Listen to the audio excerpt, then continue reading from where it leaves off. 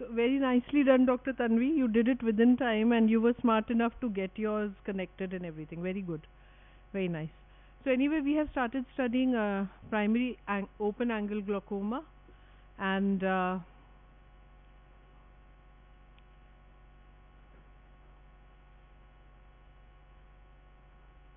we studied the diagnostic criteria, which would be related to the intraocular pressure, the CD ratio, and visual field effects. Uh, Aside from that, we studied etiology, which would be the age group, which sex has more predilection, ocular associations, and systemic associations. After that, we studied pathogenesis, which was basically changes in the basement membrane and collagen of the trabecular meshwork, collapse of Schlemm's canal, and sclerosis of intrascleral channels. We studied symptoms which were not at all prominent.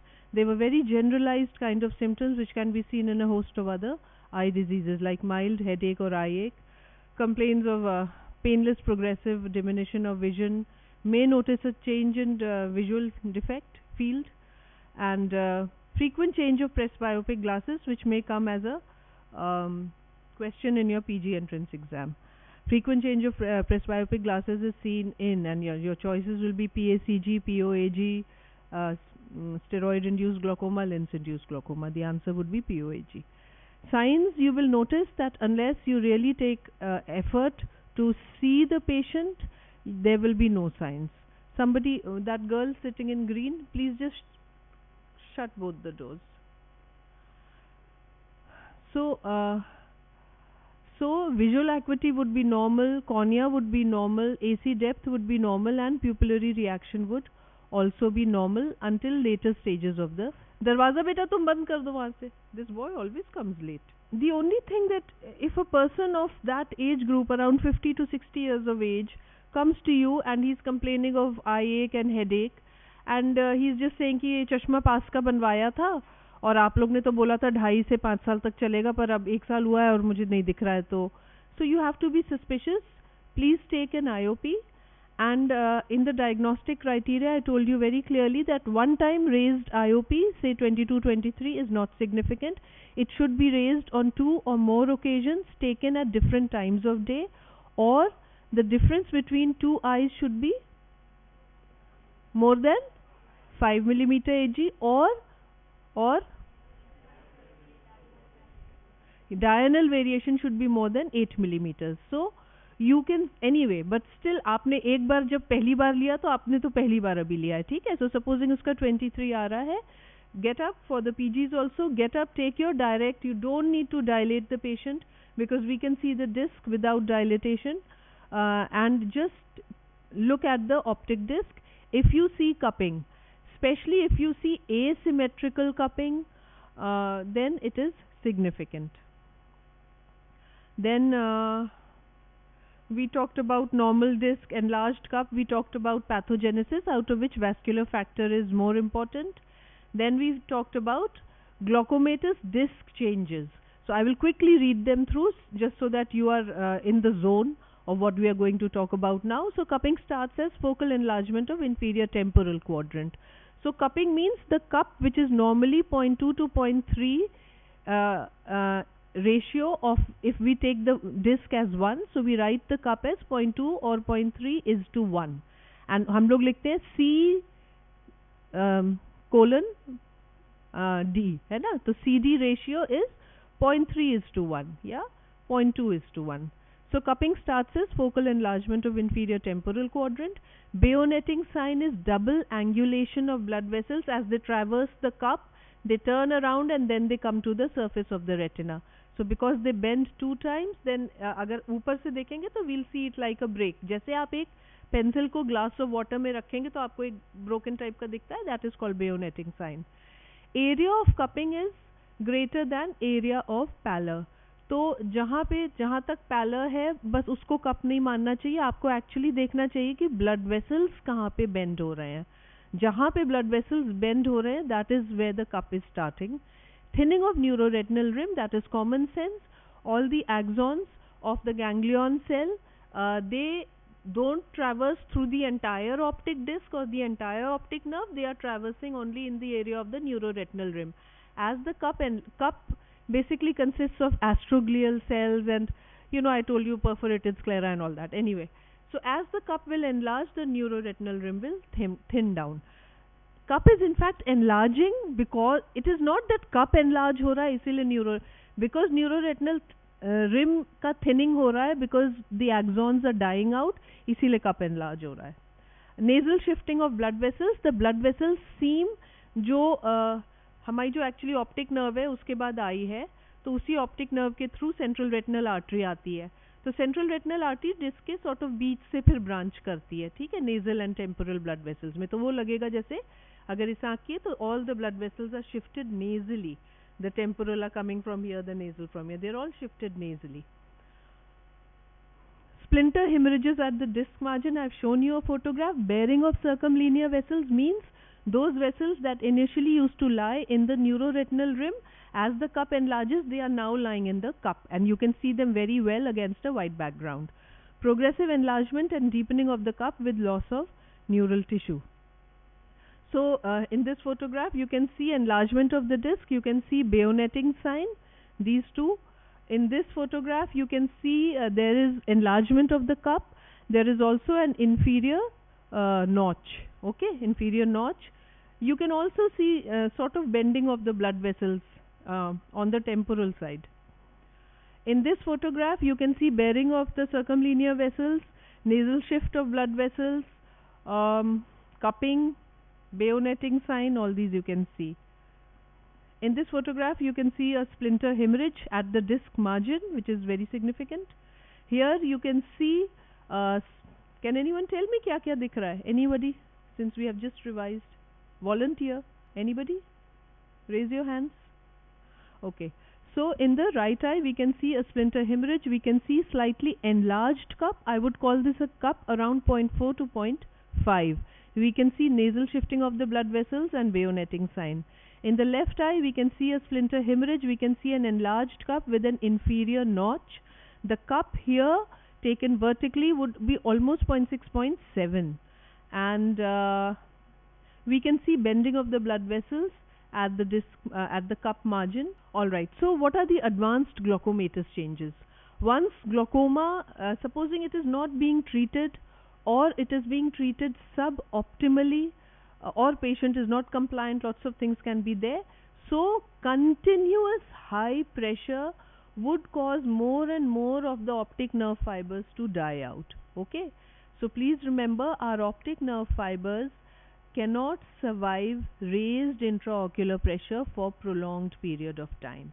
Even just 3 days अगर raised intraocular pressure है, supposing patient को surgery हुई और patient को hyphema हो गया, ठीक है, so hyphema में there is blood in the anterior chamber, so pressure बढ़ जाता है. So we try to drain the hyphema if we see that it is not resolving, because that total hyphema for 3 days also, and if the pressure is around 30 or 50 millimeters of Hg, will cause death of some nerve fibers. Okay, so as more and more nerve fibers die out, the cup advances more and more till there is hardly any neuroretinal rim present.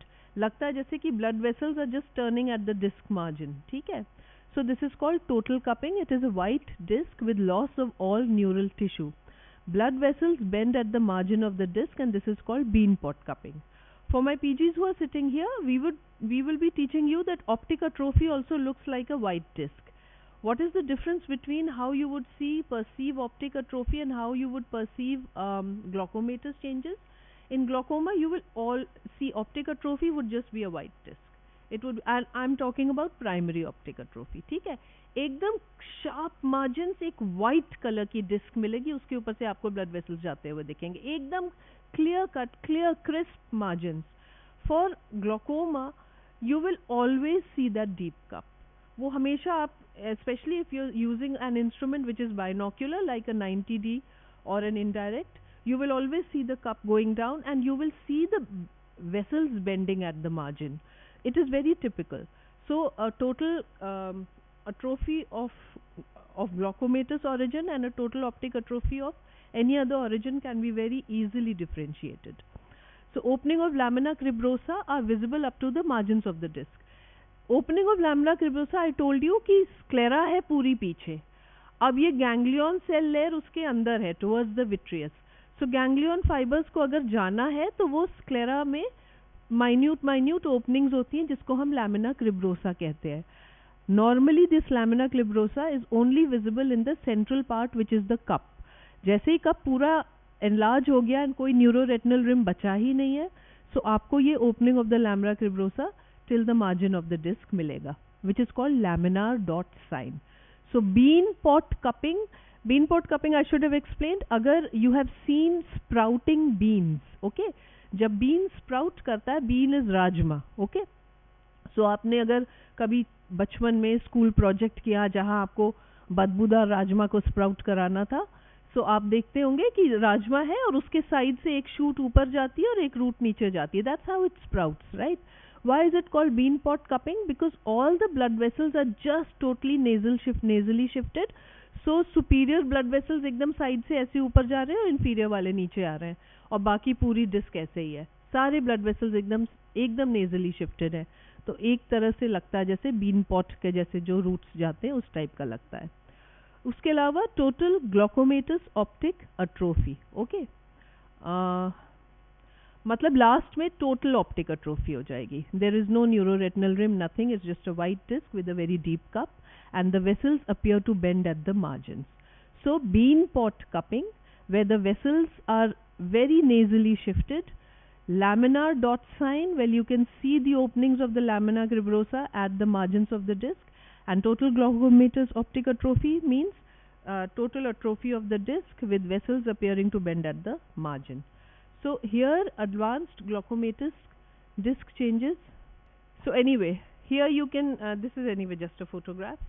Here you can see advanced glaucomatous disc changes. आप देख रहे हैं कैसे blood vessel लग रहा है कि एकदम मार्जिन पे आके अंदर कहीं घुस जा रहा है, ठीक है, एंड बहुत ही ज़्यादा बिग कप है. This would probably be a 0.8 to a 0.8 cup, ठीक है, और न्यूरोरेटिनल रिम बहुत पतली दिख रही है. दिस अगेन इसमें बीन पॉट, आप almost bean pot cupping type का दिख रहा है. अगेन 0.8 कपिंग है, nasal shifting of blood vessels है. This is total optic atrophy. कुछ पता ही नहीं चल रहा है कहाँ है नेजल शिफ्ट, क्या है, कुछ नहीं लग रहा है, बस ब्लड वेसल्स पेरिफेरी से निकल रहे हैं कुछ. टोटल कपिंग है, कोई न्यूरोरेटिनल रिम नहीं दिख रही है. So this is total optic atrophy. Now we come to visual field changes. All right, so आप लोग को जब क्वेश्चन आएगा तो enumerate the disc and the field changes of glaucoma and write of primary open angle glaucoma and write the management. Now disc या field changes जब आप लोग लिखते हैं, it is preferable if you draw a diagram, ठीक है. So if the diagrams are very horrible, मैं photo खींच लेती हूँ, फिर मैं यहाँ डिस्प्ले करती हूँ, ठीक है. सो अगर आप लोग ने फाइनल एग्जाम में बनाया तो मैं जूनियर बैच को दिखाऊंगी. तो मेरे पास बहुत सारी फोटोज है. भद्दी जनरली भद्दी फोटोज बनाने में लड़के बहुत आगे रहते हैं. लड़कियां जनरली सुंदर फोटोज बनाती हैं. तो जो लड़के हैं आप लोग थोड़ा प्रैक्टिस कर लीजिएगा. अगर आप आइसोप्टर कॉन्ट्रैक्शन और सीडल स्कोटोम ऐसी विचित्र स्पेलिंग लिखोगे, रिनीज नेजल स्टेप को कुछ रिन्नी आ रहा है NNI लिख दोगे, और फिर सीडल्स को मतलब कुछ विचित्र, और फिर सोच रहे हो कि बराबर मार्क्स मिल जाएंगे जिस लड़की ने सुंदर डायग्राम बनाया और अच्छे से सब चीज़ लेबल किया हुआ है, तो ऐसा नहीं होगा, ठीक है. सो isopter contraction. What is an isopter? Anybody knows what is an isopter? Okay. If we have many isopters, then it would form a 3D visual field. I agree. It would be like a map. तो she is very right. अगर हम जैसे कोई map है, ठीक है, उसमें अगर हमने सिमिलर एलिवेशन वाले पॉइंट्स को जोड़ दिया, तो सपोजिंग एक पहाड़ है, ठीक है, तो उसमें हम सिमिलर एलिवेशन वाले पॉइंट्स को ऐसे करके जोड़ते जा रहे हैं, तो उस पहाड़ का एक तरह से हमको कॉन्टूर मिल जाएगा, ठीक है. Anyway, an isopter means it is a line joining areas of equal retinal sensitivity. ठीक है, something like you can say what she said, जैसे मैप में आपको similar elevation या height के आप points को जोड़े अगर. So isopter is a line that joins areas of equal retinal sensitivity. तो हम लोग जब अपना visual field plot करते हैं, so last time I told you कि अगर हम एक आँख का विजुअल फील्ड ले तो it is 60 degree superiorly, 60 nasally, around 75 inferiorly and 90 to 110 temporally, ठीक है. 60, 60, 75, 90 to 110। तो अगर हम प्लॉट करेंगे तो इस तरह का कुछ ऐसे करके बनेगा, ठीक है। ये 60, 60, नीचे 75 और यहाँ 110, इस तरह का एक मैप बनेगा। All right. तो ग्लूकोमेटस लोगों में देखते हैं कि धीरे धीरे उनका आइसोप्टर जो है वो कॉन्ट्रैक्ट हो जाता, मतलब ऊपर 60 की जगह 50 होगा, यहाँ भी 60 की जगह 50 होगा, ये 75 की जगह मे बी 60 है, ये 90 की जगह मे बी 80 है। So it is a narrower field, मतलब हम लोग को यहाँ तक दिख रहा है, यहाँ तक मुझे यहाँ तक अपनी फिंगर दिख रही है, अब नहीं दिख रही है, अब लाई मुझे यहाँ तक दिख रही है। सो दिस इज प्रोबेबली 60, ठीक है। एक glaucomatous primary open angle glaucoma के पेशेंट को यहाँ से मैं अगर अपनी फिंगर भी, there is something called a confrontation test, उसमें this is a very rough method of gauging the visual field. Confrontation में क्या करते हैं, we assume the doctor's visual field to be normal. हम एक चेयर पे बैठेंगे, सामने पेशेंट चेयर पे बैठेगा and our eyes should be at the same height. I will close this eye and corresponding eye, मतलब इस आंख के सामने उस पेशेंट की राइट आई पड़ेगी, वो अपनी राइट आई बंद करेगा। अब एक आंख हम लोग की आमने सामने है, ठीक है। Now I will bring my finger अपने साइड से नहीं, उसके साइड से नहीं, बीच से, and I will say at what point do you see my finger. He should be able to see it at exactly the same point when I see it, ठीक है। And he is not supposed to look, because once you look, then you're not testing the visual field, then you're now testing the macula, okay. So and the advantage of confrontation test is because you're looking into the patient's eye, so you know if he is moving his eye. So you tell him कि आपको सीधे मेरी आंख में देखते रहना है, आप बताइए उंगली कब दिखाई दे रही, फिर मैं ऊपर से लाऊंगी, मुझे एट दिस पॉइंट अपनी उंगली दिखाई देने लगी, ठीक है, लुकिंग स्ट्रेट अहेड। पेशेंट को भी इसी पॉइंट पे बोलना चाहिए। अगर पेशेंट कहीं यहाँ बोल रहा है, so I know his superior visual field is less as compared to a normal person, okay, assuming the doctor is normal. So isopter contraction ये हो गया, ठीक है। Bearing of the blind spot, the blind spot is the area from where the optic nerve exits the eye. क्यों इसको हम लोग blind spot कहते हैं, बिकॉज जहाँ से ऑप्टिक डिस्क वाला जो एरिया है वहाँ पे ना रॉड्स होते हैं ना कोन्स होते हैं। जो इतनी देर से मैं लगातार ऑप्टिक डिस्क दिखा रही थी, वहाँ पे कोई भी विजुअल रिसेप्टर्स नहीं होते हैं, ना एक भी रॉड ना एक भी कोन, ठीक है। वहाँ पे अगर कोई इमेज कभी पड़ेगी तो वो हमें नहीं दिखाई देगी। एक किसी क्लिनिकल क्लास में मैंने डेमोन्स्ट्रेट भी किया था, एक प्लस और एक डॉट बना के आप डेमोन्स्ट्रेट कर सकते हैं। एक आंख बंद करिए, आप डॉट को देखिए और प्लस को टेम्पोरल साइड बनाइए, ठीक है। थोड़ा सा हिलाइएगा, आपको प्लस साइन दिखना बंद हो जाएगा, ठीक है। So because now that plus is following on that on your on the spot from where the retina. Now ये अगर दोनों आई बॉल्स हैं तो हम लोग की ऑप्टिक नर्व थोड़ा सा मीडियली निकल के आती हैं, ठीक है, मीडियली निकल के आती है, इसीलिए ब्लाइंड स्पॉट टेम्पोरल होता है। व्हाई? बिकॉज लाइट रेज जो हैं दे travel in a straight line. So temporal area से जो लाइट रेज आ रही हैं उसको नेजल रेटिना परसीव करता है। लाइट यहाँ से घूम के वापस टेम्पोरल रेटिना को नहीं हिट करेगा। टेम्पोरल एरिया से लाइट आएगी, वो नेजल रेटिना को हिट करेगी। ऊपर से जो लाइट आ रही है वो इंफीरियर रेटिना को हिट करेगी। नीचे से जो लाइट आ रही है, भाई प्यूपल छोटा सा है ना, उसमें स्ट्रेट लाइन में लाइट ट्रैवल करेगी, तो नीचे से जो लाइट आ रही है वो सुपीरियर रेटिना को हिट करेगी। नेजल से जो लाइट आ रही है वो टेम्पोरल रेटिना को हिट करेगी। मतलब अगर मुझे इंफीरियर रेटिना में से आरडी हो गया है, रेटिनल डिटैचमेंट हो गया है, तो मेरी कौन सी फील्ड चली जाएगी? Superior. And this is actually happened. A boy once came to me, he said, मैं डेंटल का स्टूडेंट था, I was playing cricket ma'am, और मुझे अब ऊपर से इतनी दूर तक लग रहा है जैसे एक पर्दा आ गया राइट आई में, ठीक है। He was a student, he was a medical student, so obviously he was more sensitive towards this, so he said मुझे पर्दा आ गया, and I saw his inferior retina was detached। जबकि उसका विजन काफी अच्छा था, 618 612 कुछ था, बिकॉज उसका मैक्यूला ऑन था। लेकिन so that is why it's a very good idea to always take projection of rays, PR, at all levels of visual acuity। That's a question that you might be asked कि क्या हम लोग को PR सिर्फ PL के साथ करना चाहिए? नहीं, हमें PR all grades of visual acuity के साथ करना चाहिए, ठीक है। So bearing of the blind spot, so blind spot जो है दैट फॉल्स स्लाइटली, क्योंकि ऑप्टिक नर्व नेजल साइड से निकल के जाती है दोनों आंख के, तो ब्लाइंड स्पॉट एक्चुअली थोड़ा सा जब हम प्लॉट करते हैं उसको तो टेम्पोरल साइड में आता है। अगर मैं ब्लाइंड स्पॉट का एग्जैक्ट लोकेशन बताऊं, So it is in the horizontal, slightly below the horizontal, you can say, slightly below, roughly 15 to 18 degrees from the point of fixation. ठीक है, roughly 15 to 18 degrees.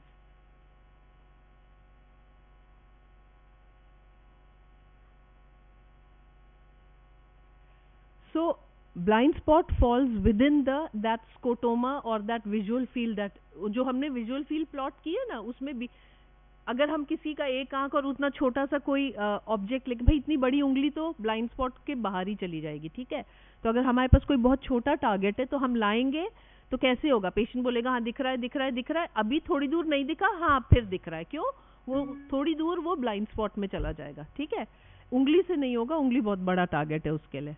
But I am just telling you for example for you to remember. So blind spot falls within the visual field, ठीक है.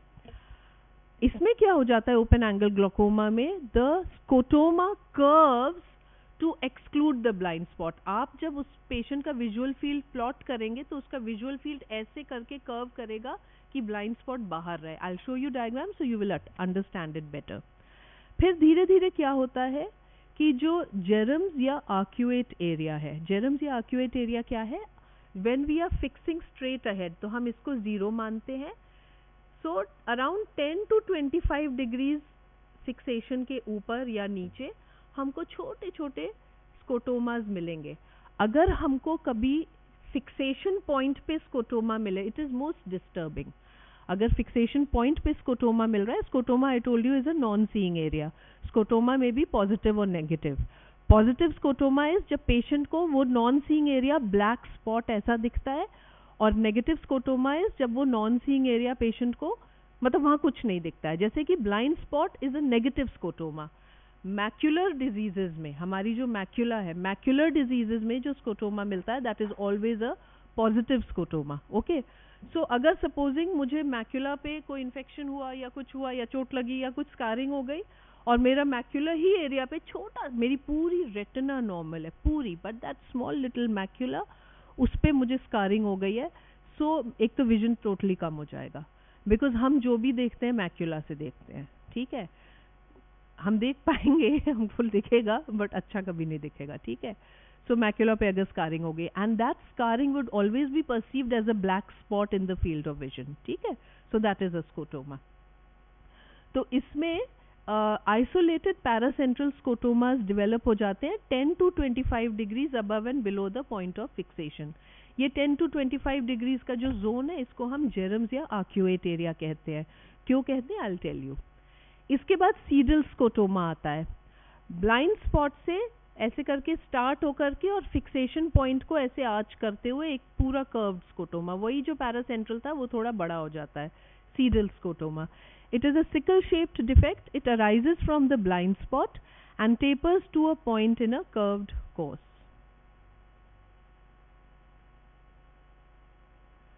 इसके बाद arcuate scotoma होता है, वो blind spot से Seedles is a sickle shape. Sickle किस चीज को कहते हैं? Everyone knows what a sickle is. जिससे घास काटते हैं, ठीक है. हसूल क्या कहते हैं, हसिया, something like that. So anyway, that is a sickle, ठीक है. sickle उसी को कहते हैं. तुम लोग के गंदे गंदे गेम्स आते हैं, ब्लैक नाइट एंड ये वो sickle लेके रहता है, पता नहीं बच्चे खेलते हैं. एक कोई जापानीज सीरियल भी था, उसमें भी जो वो था वो sickle लेके रहता था, जिसका हीरो एल था. किसी ने देखा है? Death note. देखो उसने देखा है, देखो जीके, देखो आज तक इसने आई का कुछ नहीं जवाब दिया है. Death note. मेरे बेटे ने मुझे इतना परेशान किया, मम्मा तुम देख लो इससे अच्छा कुछ नहीं हो सकता, ये है वो है. बाल भी उसने वैसे ही बढ़ा लिए कि मैं मतलब एकदम ही मैं देख नहीं पाई. मैंने बहुत कोशिश की मैं उसको खुश कर दूं, मैं देख लूं, मैं नहीं देख पाई.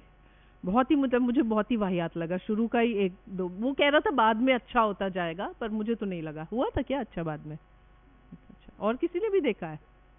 बस तुम ही हो इकलौते विचित्र. खैर एनीवे, सो सब खुश हो जाते हैं. मैं अगर 2 लाइन हंस के बात कर दूं, इन लोग का बांध टूट जाता है. हम अब बात करेंगे. ऐसा है ना, यहाँ पे मेरे रूल्स चलते हैं. This is the only place जहाँ मेरे रूल्स चलते हैं, मेरे घर में भी मेरे रूल्स नहीं चलते। मेरे बेटे को लगता है मैं, तुम पापा से इतना जोर से क्यों बात कर रही हो? नहीं तुम कर रही हो तुम। मेरे हस्बैंड को आज तक नहीं लगा कि मैं उनसे जोर से, या हो सकता है बेचारे की आदत पड़ गई है 26 साल में। तो he is quite surprise, like he has learned, he has perfected the art of ignoring my words. तो उनको कोई फर्क नहीं पड़ता है मैं कितना भी जोर से धीरे से बोलूं। और मैं ना लाउड इसलिए होती जाती हूँ क्योंकि दोनों सुनते नहीं है, मुझे इग्नोर करते हैं, तो अपने आप को जताने के लिए I keep getting louder. My son is like, नहीं तुम पापा को एकदम इल ट्रीट करती हो, नहीं तुम जोर से बोल रही हो, जोर से बोल रही हो। So it's not just you people, है ना, everyone feels that. So and then my husband will say something like, सोचो देव तुम हॉस्टल में थे तो मेरा क्या होता था। He is like, he just does that, और कोई था नहीं था मुझे बचाने को। So my son pretends, my son is now, he's 22, he's turned 22 recently. So he thinks he's his father's savior or something like that. It's quite funny. So he gets angry with me all the time. Jabki I think I must be the person who loves him the most on this planet, more than his father, definitely. But he's always angry with me, generally. I कहा खूब बात करो, खूब करो। तो मैं ये कह रही थी कि मैं ये कह रही थी कि देखो घर में भी मेरा रूल चलता नहीं, दोनों सुनते नहीं है। यहाँ लेकिन मेरा रूल चलता है क्योंकि मेरे पास ना एक ब्रह्मास्त्र है, मार्क्स। तुम लोग अब वाइवा, तो वो ब्रह्मास्त्र बेचारे तुम लोग कुछ भी कर लो, तुम लोग ना उसको पार ही नहीं कर सकते। तो तुम लोग को जितनी बात करनी है ऑफ साल पास करके ना, तब मुझे क्रॉस करोगे तो खूब बात करते हुए करना, मैम देखिए हम बात कर रहे हैं, अब आप क्या कर सकती हैं? अभी नहीं कर सकते हो क्योंकि मैं बहुत ध्यान से देखूंगी, फिर मैं चेहरा रट लूंगी। वैसे नहीं, फ्रैंकली वो भी नहीं, छोड़ दो। एनीवे, मैं why am I wasting my time. So anyway, so arcuate scotoma जो होता है वो कहाँ से कहाँ चले गए हैं। सो वो बेसिकली देखो, शुरू में पैरासेंट्रल स्कोटोमा, बेटा हाँ सेंट्रल, हम सेंट्रल टर्म यूज करते हैं अगर हम मैक्यूला की बात कर रहे हैं, जैसे लॉस ऑफ सेंट्रल विजन, मतलब कि मैक्यूलर एरिया में कुछ हुआ है वहां पे loss of central, loss of peripheral vision anywhere else in the retina, ठीक है। Central means macula, okay. So there are very good options you know for this, कि जैसी फोन बजे उसको ऐसे कर दो, flip to silent. you'll have to look for that option, I don't know, they hide it somewhere, but you can just flip it, it's the easiest thing, just flip it.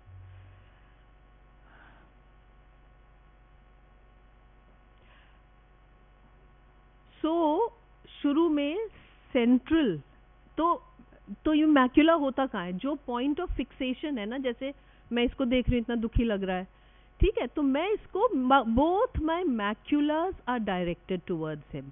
If I'm looking at him with just one eye, ठीक है, so my macula is directed, he is now on my central vision.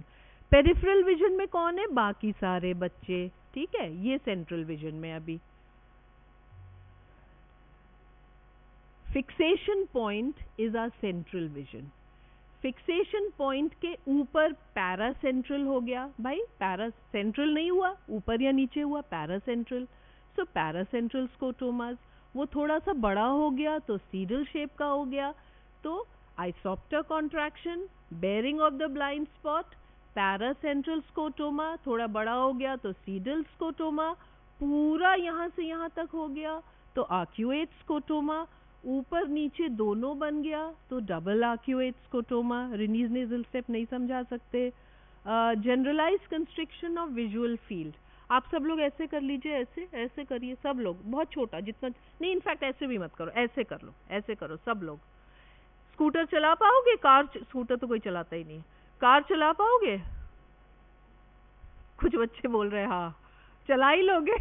बाकी अपना अपनी जान बचाएं, क्योंकि तुम लोग को तो कुछ नहीं दिखेगा, यहाँ से क्या आ रहा है देखने के लिए ऐसे देखोगे तो सामने से ट्रक मार देगा, यहाँ से क्या आ रहा है इधर देखोगे तो सामने से राजस्थान है तो ऊंट आ जाएगा, ठीक है, कुछ भी हो सकता है। Basic no, see it's nothing to laugh about.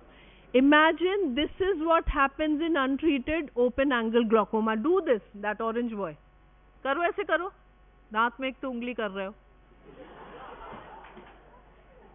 ऐसे करो, कैसा दिख रहा है? Can you imagine living like that? देखो तुम लोग हंस रहे हो, बहुत अच्छी बात है, लेकिन अच्छी बात एक्चुअली नहीं। कैन यू इमेजिन, बेचारे glaucoma patients they live like that and ultimately total blindness. Can you imagine living like this? How constricting it is for you? It is a handicap. Glaucoma is a handicap. If I was glaucomatous, तुम लोग कितना बदमाशी कर लेते, मुझे कुछ दिखता ही नहीं है ना। इसको देखे तो इधर वाले कर लेंगे, इधर देखो तो इधर वाले कर लेंगे, ऐसे ऐसे करते रहते, कौन कर रहा है कौन। अभी तो कितना आसानी है, नहीं? Anyway, so glaucoma, I just want to reiterate, is a much more serious disease. वो भी primary open angle, because it comes like a thief. Okay? Ultimately, no PL, patient blind हो जाता है. It's very sad, you know, जिन लोग का glaucoma हम नहीं treat कर, because हमको glaucoma का frankly cause, हम कभी cause नहीं treat करते हैं, हम उसका जो aqueous नहीं flow कर पा रहा है, तो हम उसका sort of effect को treat करते हैं. हम literally we are not really, ऐसा तो हम नहीं कर रहे हैं कि हम स्क्लेरोसिस ऑफ इंट्रास्क्लेरल चैनल्स को हटा दे रहे हैं, हम ट्रैबिकुलर मेशवर्क में जो प्रॉब्लम थी हम उसको हटा दें, हम वो सब तो नहीं कर रहे हैं ना। हम तो दूसरी चीज कर रहे हैं कि अरे चलो एक्वस सप्रेसेंस दे दें कि एक्वस बने ही नहीं, है ना। चलो कोई दूसरा पाथवे खोल दें कि यूवियोस्क्लेरल पाथवे खोल दें। हम लोग मैनेजमेंट कुछ और ही वे में करते हैं आधी बीमारियों में। तुम लोग भी वही डॉक्टर बन रहे हो। Allopathy always treats something else, like cold हो गया, फीवर ट्रीट कर दो, नाक बहना बंद कर दो, बट द कॉज जो है which is the virus, we don't give antivirals for cold, है ना, common cold. We just let the body fight and the body heals itself. अगर तुम लोग ध्यान दो, majority of the viral illnesses we don't treat the viral illness, the body treats it. That is why it's a good thing to have a good immunity, ठीक है। And just what does the doctor do? The doctor sees to it that the patient is comfortable while the body is healing itself. Patient को हम लोग comfort रहे कि भाई उसका fever नहीं हो, उसको हेडेक नहीं हो, हम उस सब की दवाई देते रहते हैं। बाकी वायरस को तो अल्टीमेटली बॉडी ही खत्म करती है ना अपने आप। So this is a photograph of the nerve fiber arrangement. यहाँ पे जहाँ पे T और N लिखा है, that stands for temporal and nasal. So I'll just come here and I will tell you, this is the optic disc, ठीक है। मतलब पीछे से ऑप्टिक नर्व निकल के वो ब्रेन में जा रही है और हम यहाँ से देख रहे हैं। तो ये पेशेंट की कौन सी आई है? Right I. somebody said right, you said right so this is the patient's right eye, ठीक है। क्यों? क्योंकि ये टेम्पोरल साइड है और ये नेजल साइड है, तो और हम सामने से देख रहे हैं तो ये राइट आई है, ठीक है। हम प्यूपल के थ्रू देख रहे हैं। अब हमको सारे नर्व फाइबर्स का अरेंजमेंट दिख रहा है। अगर आप ध्यान से देखें तो हॉरिजॉन्टल को कोई भी नर्व फाइबर क्रॉस नहीं कर रहा है, they are not crossing on the temporal side, ठीक है। एक यहाँ पे एक बंडल है which is going almost parallel, this is called the papillomacular bundle. This is very important because ये हमारी मैक्युला है, ठीक है। फोविया लेबल है, फोविया के चारों तरफ मैक्युला है, ठीक है। तो ये सेंट्रल विजन लेके जाता है, पैपिलोमैक्युलर बंडल। थैंकफुली ये काफी दिन तक ये रहता है, ठीक है, बचा रहता है। तो it's a good thing that we have this papillomacular bundle. Papilla term stands for the disc, macula stands for macula. Macula के अंदर छोटा सा जो जगह होती है उसको फोविया कहते हैं। I won't ask you the anatomy. I'm sure you don't know. Anyway, कितना बड़ा मैक्युला होता है, कितना फोविया, कितना फोवियोला, कितना अम्बो। Anyway, तो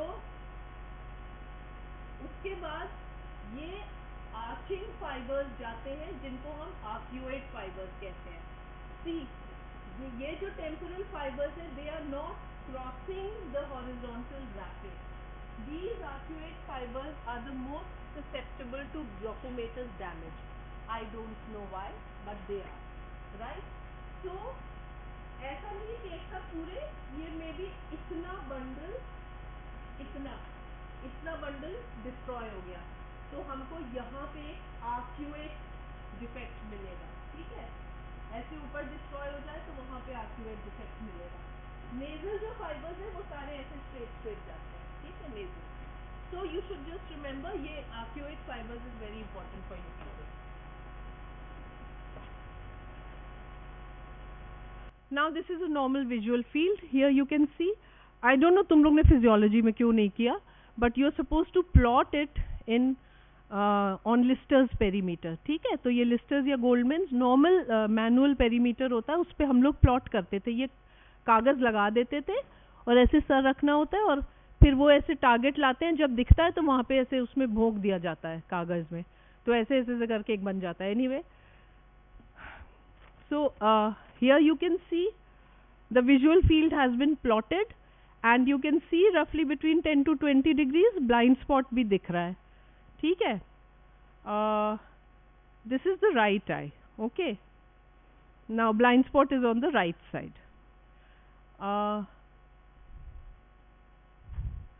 The last girl who was closing the door for me. Yes, beta, please stand up. Can you tell me the extent of the visual field in this eye? If you can read. If you can't read, you can come closer to read. Superiorly, nasally, inferiorly or temporally बताओ. Very good. Nasally, अगर nasal का maximum extent देखो कहाँ तक जा रहा है.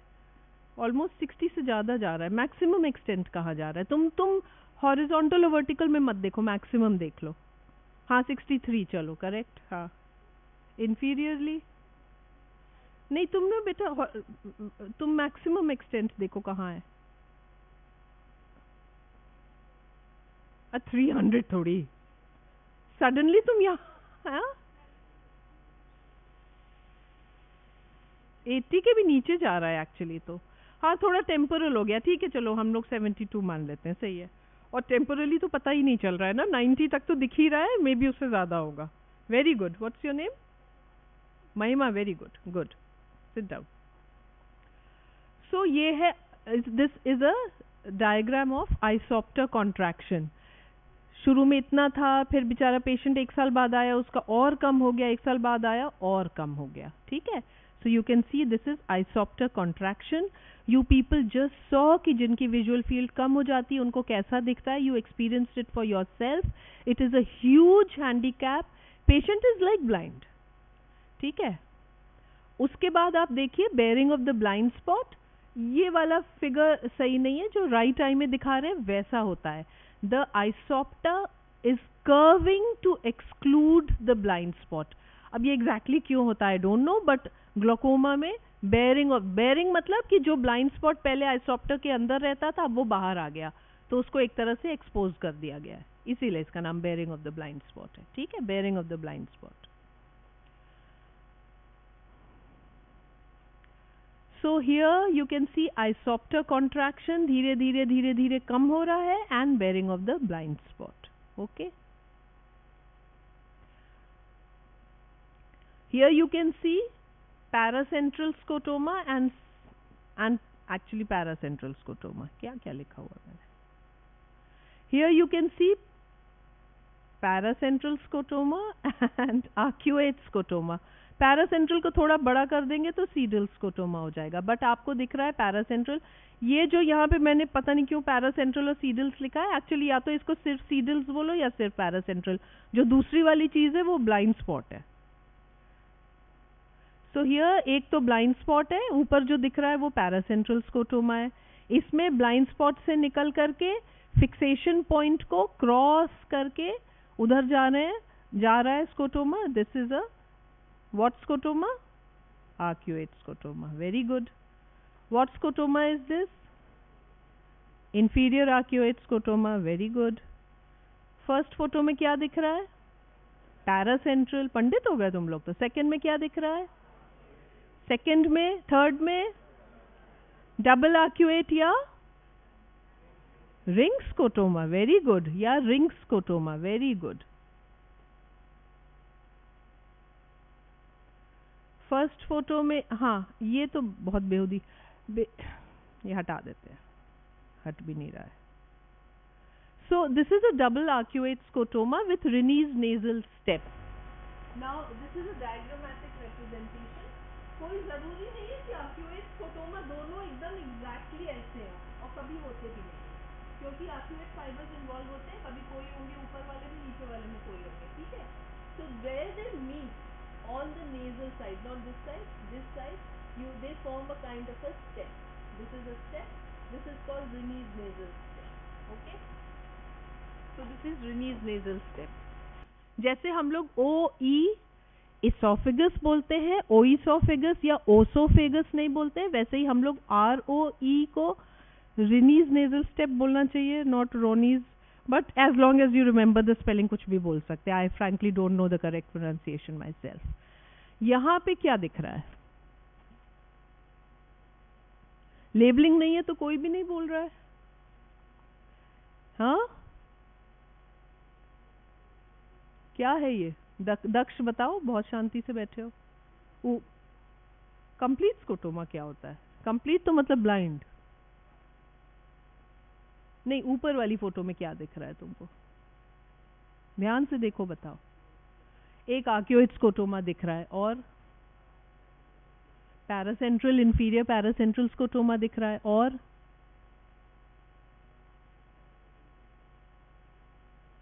पूरा आइसोप्टर कॉन्ट्रैक्शन बोल दो ना, आइसोप्टर कॉन्ट्रैक्शन हो गया। Very good. नीचे वाले में क्या दिख रहा है? A very small island of central vision and a very small island of temporal. इतना थोड़ा सा, एक बस टेम्पोरल विजन और एक छोटा सा, बस इतना। This patient is almost blind. ठीक है, वेरी गुड दक्ष, सिट डाउन। नहीं, खड़े हो जाओ, फिर बैठ जाओ। वेयर इज चेष्टा? All right. चेष्टा फर्स्ट फोटो में क्या दिख रहा है? पैरासेंट्रल स्कोटोमा नहीं, वो ब्लाइंड स्पॉट है।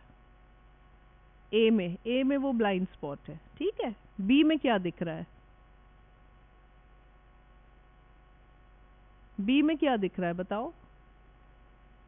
सीडल स्कोटोमा है। सी में आर्क्योइड स्कोटोमा। और कुछ दिख रहा है सी में? हाँ, इन लोग ने आइसोप्टर कॉन्ट्रैक्शन नहीं दिखाया, एकदम बराबर रखा है। और डी में क्या दिख रहा है? Small island of central vision. आप ध्यान से देखें तो रिनीज नेजल स्टेप टाइप का भी कुछ दिख रहा है। खैर, investigations in primary open angle glaucoma. Quickly have to finish 4-5 more slides. हम क्या क्या इन्वेस्टिगेशन करेंगे प्राइमरी ओपन एंगल ग्लोकोमा में? Diagonal variation of intraocular pressure करेंगे, ठीक है। गोनियोस्कोपी करेंगे। What is gonioscopy? It is a method to view the angle. View the angle. Why do we need a gonio lens to view the angle? Why can't we just view it with the naked eye? Very good. Somebody said here because of total internal reflection. हमको दिखता नहीं है. What is the critical angle for the eye? 43, 46 degrees. Yes, very good. So 46 degrees. So हम gonioscopy करेंगे। Gonioscopy में हमको क्या मिलेगा? ओपन एंगल मिलेगी। Very good. Open angle shepherds कौन से ग्रेड में आएगा? 4। 3 ओपन एंगल है कि नहीं है? है, correct. What's your name? Sahil. Very good. 3 भी ओपन एंगल है। 3 में कितने स्ट्रक्चर्स दिखेंगे? 3। 4 में कितने स्ट्रक्चर्स दिखेंगे?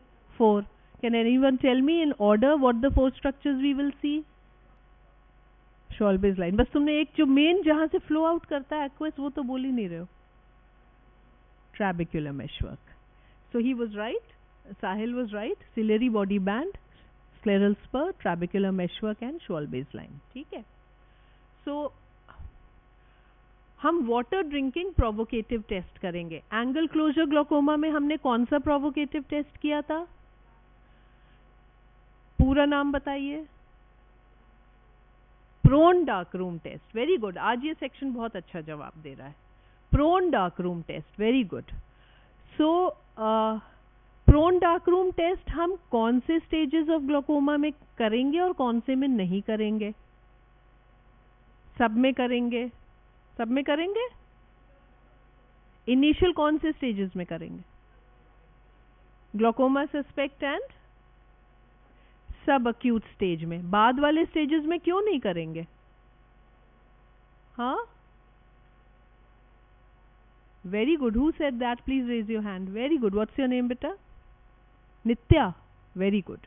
So Nitya is absolutely right. IOP already बढ़ा है तो हमको provoke करके बढ़ाने की ज़रूरत ही नहीं. जब acute congestive glaucoma attack stage, chronic congestive stage and absolute glaucoma में तो stony hard eye हो जाती है, तो already IOP बढ़ा है. ठीक है. वाटर ड्रिंकिंग टेस्ट हम PACG में करते हैं कि POAG में? POAG में.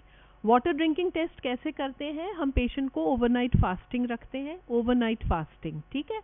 फिर हम बेस लाइन एप्लेनेशन टोनोमीट्री से उसका IOP ले लेते हैं इन द मॉर्निंग. फिर उसको 1 लीटर पानी देते हैं और उसको वो पीना होता है. उसके बाद हर 15-15 मिनट पे 1 घंटे तक उसका एप्लेनेशन टोनोमीट्री से मेजर करते हैं, मतलब 4 बार और मेजर करते हैं. अगर उसका rise in IOP, again number same है इसमें भी, is greater than 8 millimeter Hg, then it is significant. ये हम ऐसे पेशेंट्स में नहीं करेंगे जिनका IOP ऑलरेडी बढ़ा हुआ है. ये ऐसे पेशेंट्स में करेंगे जिनमें हमको कपिंग मिल रही है, एसिमेट्रिक कपिंग मिल रही है, लेकिन उनका IOP नॉर्मल आ रहा है, तो हम ऐसे में करेंगे. ठीक है. स्लिट लैम्प एग्जामिनेशन करेंगे to rule out other causes of glaucoma. All these other causes of glaucoma you will be I will teach you in a subsequent lecture. Perimetry and scotometry करेंगे for visual field. आप लोग perimetry बस याद रखिए, scotometry तो आजकल कोई करता भी नहीं है. So perimetry is a method to document the visual field. Perimetry is a method to document the visual field.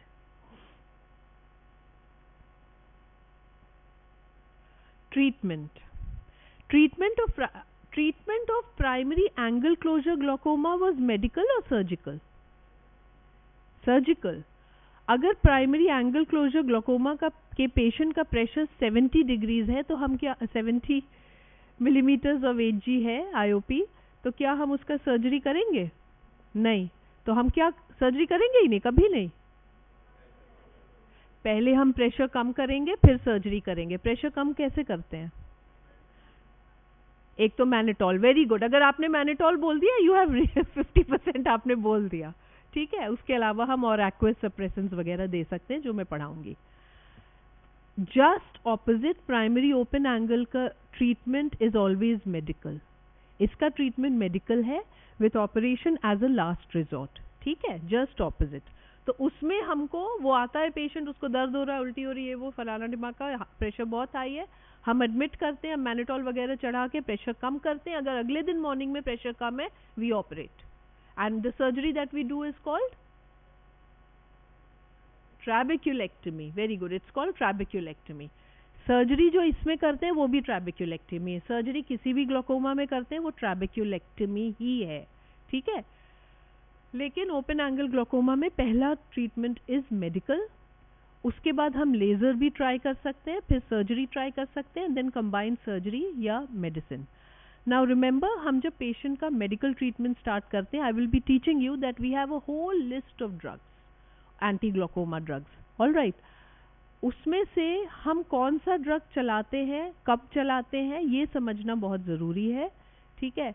दूसरी चीज़ है कि अगर हमने एक ड्रग चलाया और उससे प्रेशर कम नहीं हुआ या जितना हम चाह रहे हैं उतना कम नहीं हुआ, तो हम कूद के दूसरा ड्रग नहीं ऐड कर देते हैं. हम पहले उस ड्रग को चेंज करते हैं for another group of drug कि ठीक है ये इस ग्रुप का नहीं काम कर रहा है तो हम इसका try.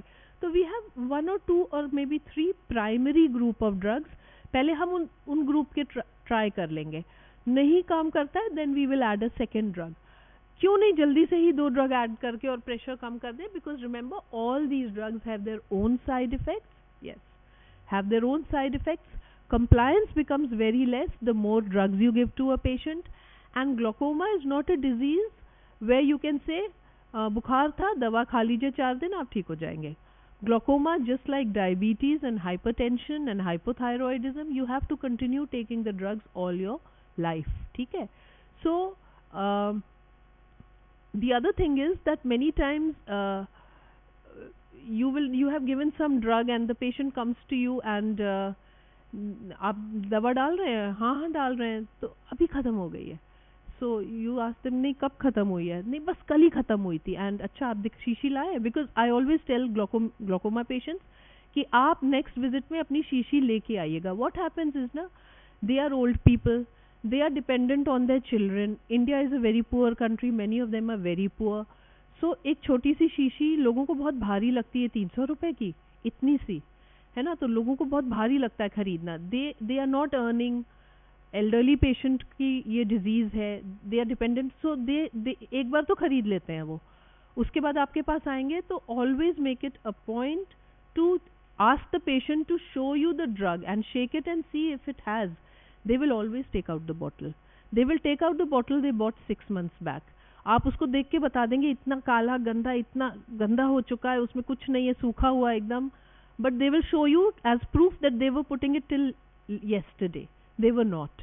And when you see the pressure, it is very high. You know that they have the compliance is not there. Compliance, monetary non-compliance is a very big factor.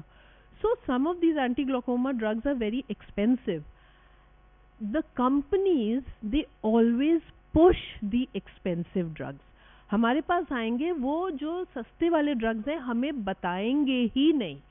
Though frankly, now you just see this scenario. A very poor person has come to you, ठीक है, you know the child has infection, and provided they don't have a allergy to sulfonamides, ठीक है. Sulfonamides used to be wonderful. Bactrim DS नाम से आता था, हम लोग ने तो हॉस्टल में कितनी खाई है, ठीक है. सो अब कोई नहीं प्रिस्क्राइब करता, अब तो सेफिक्सिम ये सब है, ठीक है. May be it might not act, but I am just talking about scenario when I had just come into practice. I would always look at the patient ना, उसके 2 बच्चों ने चप्पल भी नहीं पहनी है, बाल ऐसे ऐसे ब्राउन कलर के हो गए. So you can't prescribe a very higher antibiotic and then with an antibiotic you will give a pain killer and then you will give another drug like say vitamin C और a probiotic और something like that, ठीक है. सो क्या होगा कि patient वहाँ जाएगा तो एंटीबायोटिक तो बहुत महंगी है, उसको वो बाकी दोनों चीज़ें खरीद लेगा और वो बहुत खुश रहेगा कि 3 में से हम 2 तो खिला ही रहे हैं अपने बच्चे को, और उसका बच्चा तो ठीक नहीं होगा क्योंकि जो मेन ड्रग था वो तो उसने खरीदा ही नहीं. तो it is so much better. तो क्या होता है कि महंगा ड्रग लिखने से आप पेशेंट की कंप्लायंस ज़ीरो कर देते हैं. अच्छा, जो थोड़ा सा सस्ता ड्रग होता है, may be this drug is effective 90% and your cheaper drug is effective only 78%. But because by virtue of the cost and this you have to judge also, है ना. ये नहीं कि आप इसलिए नहीं लिख रहे हैं क्योंकि आपने सोच लिया ये गरीब है हम गंदाई वाला लिख दें, ऐसे नहीं है. You write both, you can write the other one also कि ये नहीं तो आप ये ले लीजिए, do that, ठीक है. बिकॉज मेडिको लीगल भी इश्यूज हो जाते हैं कि आपने ड्रग ऑफ चॉइस क्यों नहीं लिखा, तो आप लिख दीजिए महंगा वाला भी, पर आप बोल दीजिए कि ये नहीं ले सकते हैं तो ये ले लीजिए, ठीक है. सो आपने जो दूसरा, तो अगर महंगा ड्रग वो ले ही नहीं रहा है तो वो तो ज़ीरो हो गया, उससे मच बेटर है 78%, नहीं. So that is my point with anti-glaucoma drugs also, कि if a patient is not like yesterday a company guy, he came to me and he was saying, ma'am आप लोग ना ब्रिंजोलामाइड हमारी चलवा दीजिए. आई सेड आप देख रहे हैं बाहर हमारे मरीज, कौन खरीदेगा ब्रिंजोलामाइड. मैम हम लोग की बहुत सस्ती है. मैंने कहा कितनी सस्ती है, तो बोलते मैम आपको क्या लगता है कितनी सस्ती होगी, तो मैंने कहा 230 की, सब वेग नंबर आ गया है. मैम ऐसी बात कर रहे हैं कि 400 से कम की तो कोई नहीं आती है, तो हम लोग कैसे 230 की बना देंगे. आई सेड तो फिर 400 की कौन खरीदेगा, 3 ml है, 3 ml ड्रग. तो मैंने कहा कि my point that I'm getting across to you is tailor your prescription to your patient. You want the best out of it. Don't deny them the best treatment. Don't deny them that. But if you see that the best treatment is beyond their means, then at least see that they get something. क्या हो गया भाई? Okay, you don't agree with me? हाँ हाँ, तुम mask पहन के उतारो. नहीं, वो बगल वाला बोलता है. कौन बोल रहे, तुम ही बोलते रहते हो. नहीं, कौन बोल रहा था? That is what I feel. Like for example, for vitamin A, ठीक है ना, विटामिन ए डेफिशिएंसी के साथ बच्चे आते हैं. Now आपने उसके एक बच्चे को देखा, उसको बिटर स्पॉट्स बने हुए हैं, ठीक है. अब उसके 2 3 4 और बच्चे हैं, ठीक है, उनको नहीं है बाइटर स्पॉट्स, पर वही है, एक ने चप्पल पहनी है, एक ने मोजा पहना है, एक ने ऊपर टी शर्ट पहनी है, नीचे कुछ, मतलब you are seeing they are also poor and the father is so poor, and then you have read in your books कि हम इनको high vitamin A rich foods बोलना है. तो आप अपने बच्चों को आम खिलाइए और आप इनको लिवर में बहुत होता है, लिवर खिलाइए, दूध पिलाइए, वो नहीं खिलाएगा, अंडा खिलाइए, वो नहीं खिलाएगा. It is so much better you tell them something which they can afford. आप दाल में साग को कुक कर दीजिए लाइक अ सूप, और आप वो बच्चे को पिलाइए, उसको उतना ही विटामिन ए मिल जाएगा. ठीक है. So tailor your advice according to the patient. हाँ, if it's an affording patient आप बोलिए लिवर खिलाइए, अंडा खिलाइए, दूध पिलाइए. ठीक है. So treatment I will be discussing in the next, but before treatment I want to discuss the concept of target pressure. It has been years, like literally years, when I have tried to get across this concept to students, and I always say this line and it always ends up being true कि जब मैं आप लोगों को management बताती हूँ, management of primary open angle glaucoma is not about writing all the drugs. जैसे कि जब मैं आपको मेडिकल मैनेजमेंट ऑफ ग्लोकोमा बताऊंगी तो मैं जितने भी ड्रग्स हैं जिससे कि हम ग्लोकोमा को ट्रीट कर सकते हैं मैं सारे लिखवा दूंगी. आप अगर ये कि ये तो मैम ने मेडिकल मैनेजमेंट बताया था, ओपन एंगल में मेडिकल मैनेजमेंट होता है, हम सारी चीज़ यहाँ लिख देंगे, दैट विल बी रॉन्ग. जैसे कि हम मैनिटॉल कभी भी नहीं चलाते हैं, कभी भी नहीं चलाते हैं ओपन एंगल ग्लोकोमा में. हम एप्राक्लोनिडिन कभी भी नहीं देते हैं. तो मैं तो सारे लिखवाऊंगी, उसमें से आपको याद करना पड़ेगा कि कौन सा हम लिखेंगे. तो तुम लोग क्या करते हो, नोट्स तो लिखते नहीं हो ना, तुम लोग के पास रहता है तो तुम लोग टारगेट प्रेशर नहीं लिखते हो, टारगेट प्रेशर का कॉन्सेप्ट नहीं. 1 या 2 बच्चे हर बैच में हैं जो ये चीज़ याद रखते हैं और लिखते हैं, बाकी कोई भी नहीं लिखता है. तो मार्क्स भी आप लोग को फिर उसी हिसाब से, क्योंकि अगर आपने मैनिटॉल ओपन एंगल ग्लोकोमा में लिख दिया तो आपका आंसर गलत हो गया. ठीक है, गलत हो गया, मैनिटॉल नहीं चलाया जाता है. So aim of treatment is to bring down the pressure to a target pressure. आपसे एग्जाम में पूछा जाएगा what is the target pressure. The target pressure is that pressure at which the disc and field changes are not progressing. मतलब उसके field खराब और नहीं होती जा रही है, कपिंग डीप नहीं होती जा रही है, मतलब स्टेबल हो गया. हर पेशेंट में क्या टारगेट प्रेशर हम डिफाइन कर सकते हैं कि 14 ले आएंगे तो ठीक रहेगा, या एकदम ही लो ले आते हैं, लोएस्ट लेवल ऑफ नॉर्मल 12 ले आएंगे? नहीं, हर पेशेंट का टारगेट प्रेशर इंडिविजुअलाइज्ड है. सपोजिंग कोई पेशेंट मेरे पास आई, उसका प्रेशर 33 था, मैंने घटा के 18 किया, मैंने आज उसकी पेरीमीट्री कराई और उसको ड्रग्स दे दिए. अब वो उन ड्रग्स पे है, 18 है उसका प्रेशर. 6 महीने बाद मैंने पेरीमीट्री रिपीट कराई, so I noticed कि no, her visual field changes are increasing, so I will bring down the pressure further.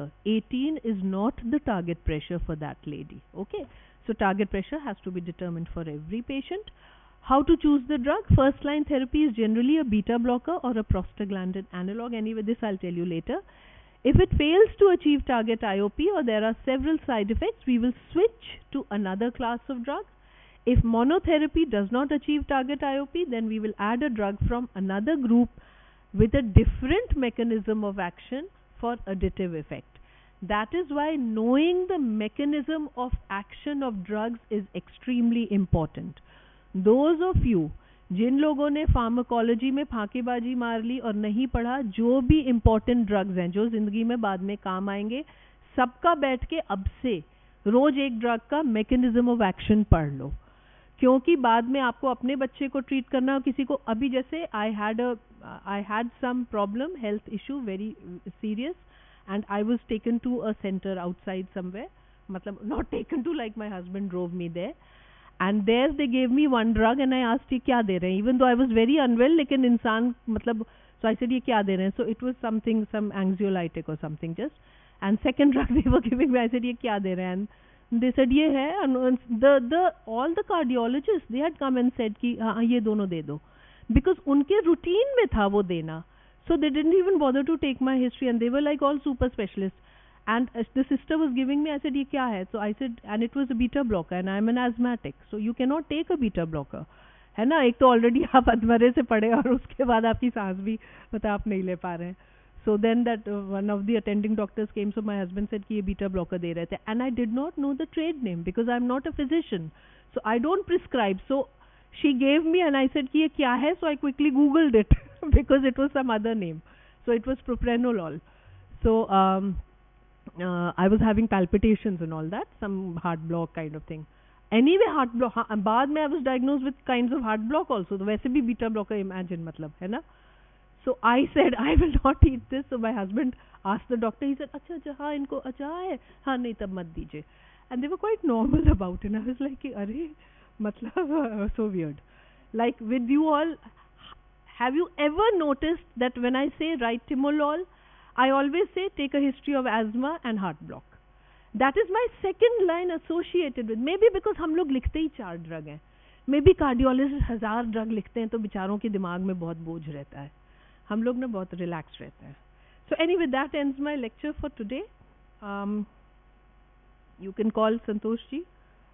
And that is why, you know, Ophthal is such a wonderful branch.